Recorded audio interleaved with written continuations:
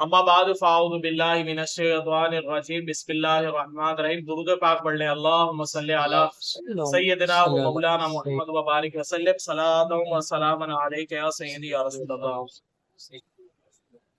آج جیسا کہ سب لوگوں کے علم ہے کہ 15 شعبان کی شب جو ہے وہ انشاءاللہ لگے گی، جس کو شب برات کہتے ہیں.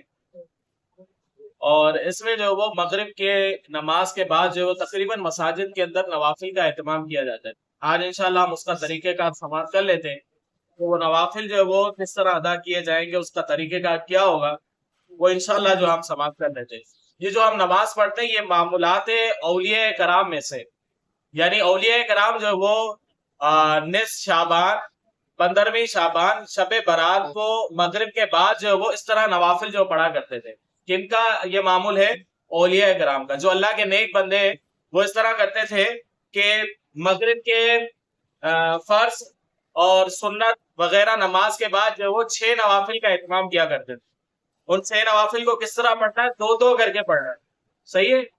اور جو پہلی 2 رکعتیں ہوں گی اس میں نیت یہ کرنی، یا اللہ ان 2 رکعتوں کے برکت سے مجھے دراز عمر بالخیر عطا فرما. پھر اس کے بعد جو دوسری 2 رکعتیں ہوں گی اس کے اندر جو وہ نیت یہ کرنی، یا اللہ ان 2 رکعتوں کی برکت سے بلاؤں سے میری حفاظت فرما.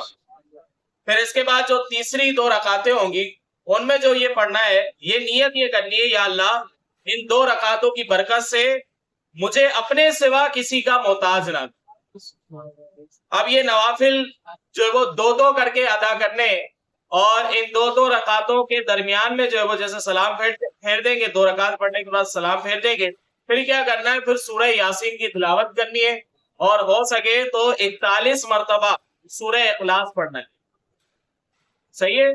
پھر جو ہے وہ آپ نے 2 رکعت پڑھی، اس کے بعد سورہ یاسین 41 مرتبہ سورہ اخلاص پڑھی، پھر اس کے بعد 2 رکعت نفل پڑھے، پھر جو ہے وہ سورہ یاسین اور 41 مرتبہ سورہ اخلاص، اور پھر جو ہے وہ اسی انداز سے کریں 3 دفعہ جو انشاءاللہ یہ کرنا ہے. تو یہ جو ہے وہ بزرگان دین کے معمولات میں سے. اولیاء کرام جو ہے وہ نصف شعبان کو اس طرح عبادت کیا جاتا ہے. اس کے علاوہ عشاء کی نماز کے بعد جو ہے پھر آپ ذکر و اذکار میں مشغول ہو جائیں، کیونکہ یہ ممکنہ شب قدر بھی ہے.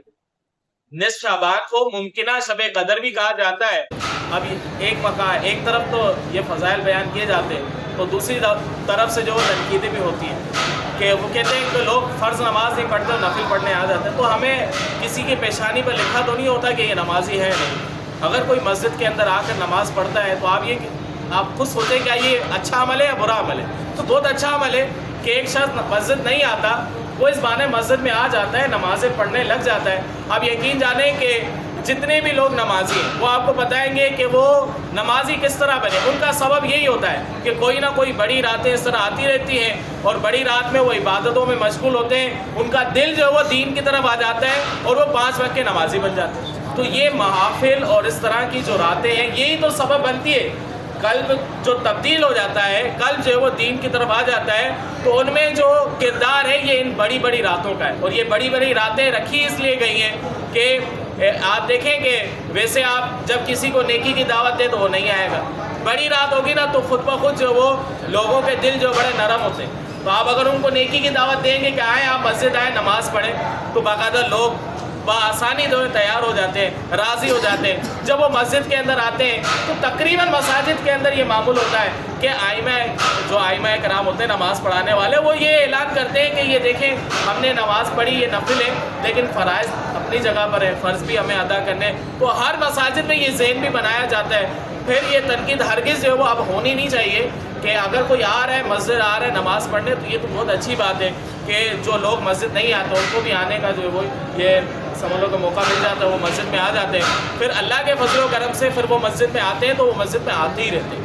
تو یہ جو بڑی راتیں، ان بڑی راتوں کے اندر بندہ خوب عبادتیں کرے، ریاضتیں کرے، اللہ کو راضی کرے.